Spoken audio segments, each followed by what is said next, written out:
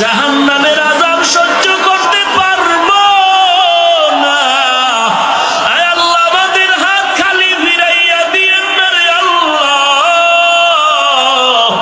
আমরা তওবার নিয়তে হাত তুলেছি, কবুল করে নেন। আর নামাজ বাদ দিব না, আর জাহান্নামের পথে যাব না, নবীর তরিকা ছাড়বো না, কোরআন পড়া শিখবো, মা বাবার খেদমত করবো, আলেম ওলামাদের ভালোবাসা নিয়ে চলবো। আয় আল্লাহ আপনি আমাদের তওবা কবুল করে নেন, তওবার উপরে মজবুত হয়ে চলার তৌফিক দান করেন। আয় আল্লাহ নবীজির সুন্নতের আমলওয়ালা জীবন দান করেন, আমিন। আলহামদুলিল্লাহি রাব্বিল আলামিন, ওয়াসসালাতু ওয়াসসালামু আলা সাইয়্যিদিল আম্বিয়া ওয়াল মুরসালিন ওয়া আলা আলিহি ওয়া আসহাবিহি আজমাইন। ইয়া আরহামার রাহিমিন,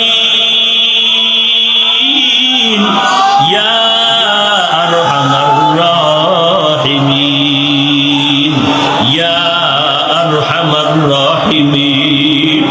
আয় আল্লাহ দুনিয়াতে সূর্যের গরম সহ্য করতে পারি না, গুনাহ নিয়ে যদি কবরে যাই, কবরের চাপ কিভাবে সহ্য করব রে মালিক?